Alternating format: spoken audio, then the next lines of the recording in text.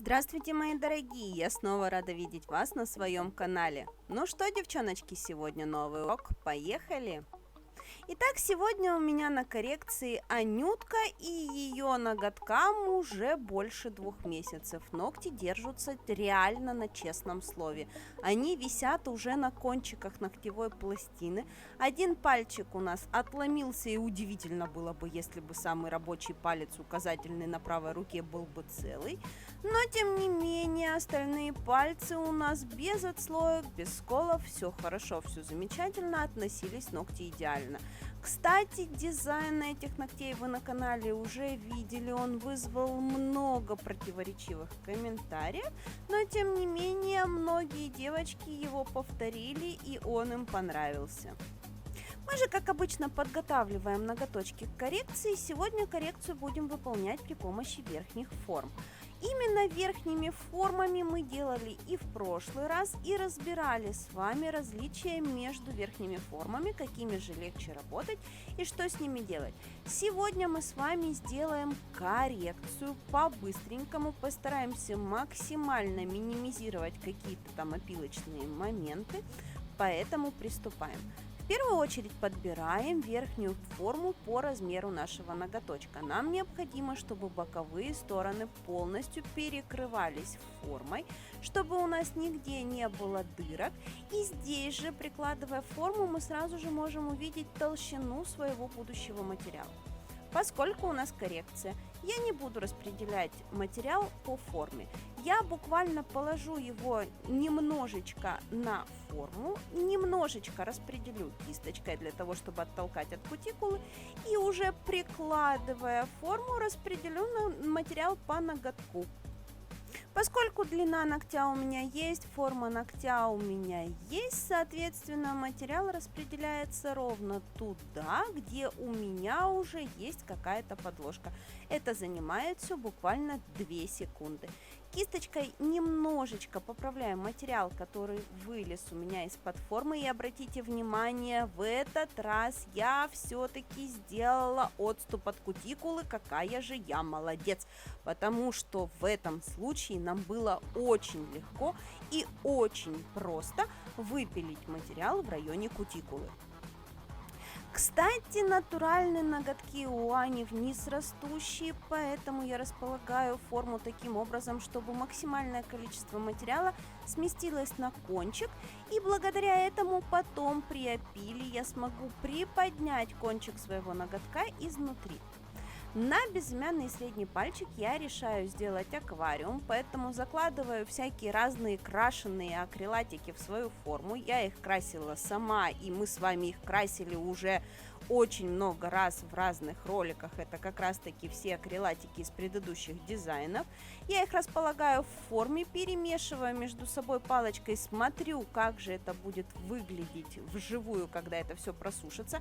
Смотреть надо не изнутри, смотреть надо перевернуть форму и смотреть вот с этой стороны, что мы будем видеть после того, как мы это все сделаем.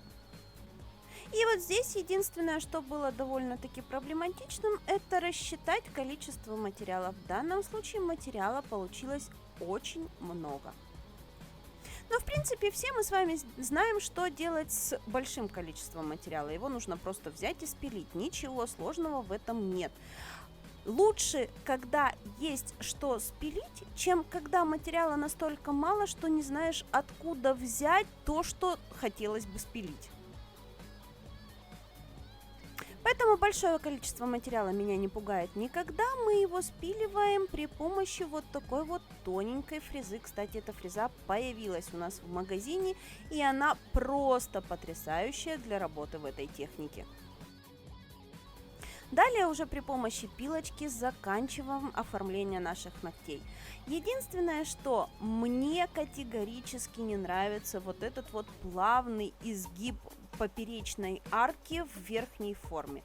Я люблю, когда у меня на ногтях более ярко выраженный апекс, и вниз клюнутая площадка, которая из апекса выходит ровненько.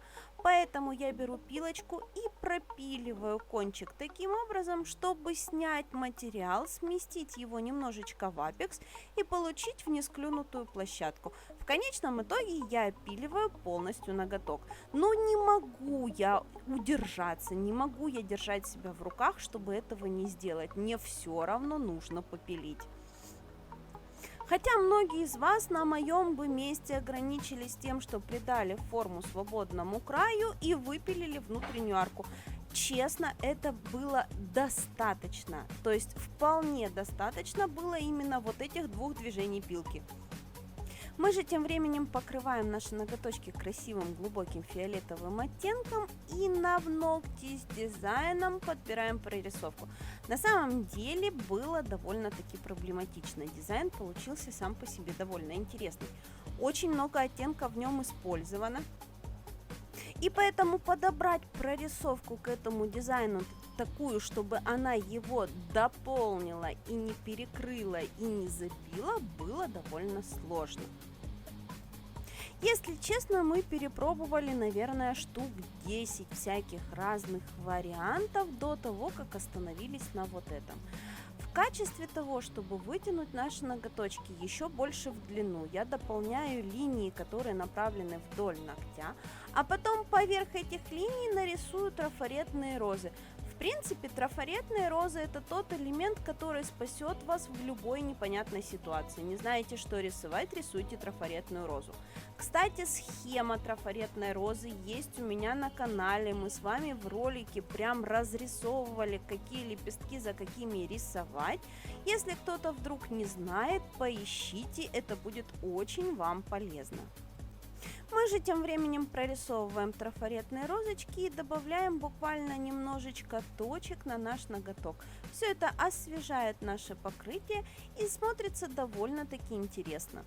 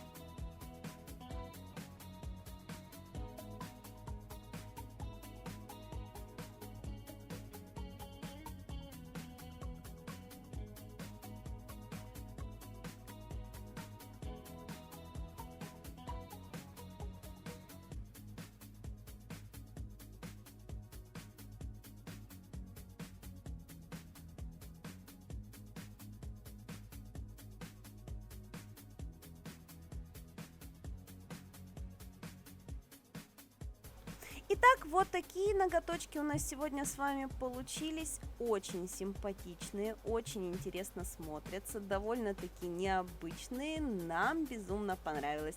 Надеюсь, понравилось и вам.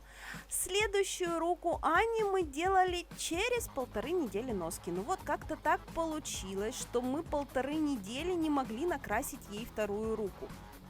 Естественно, за 1,5 недели вторая рука у нее отросла, поэтому впереди вас ждет очень интересный урок по поводу того, как же сделать быструю коррекцию на ноготки на 1,5 недели и накрасить на них красивый зимний новогодний дизайн. Поэтому оставайтесь на моем канале, не забудьте подписаться, не забудьте поставить лайк. Встретимся с вами в новых уроках. Всем до новых встреч! Пока!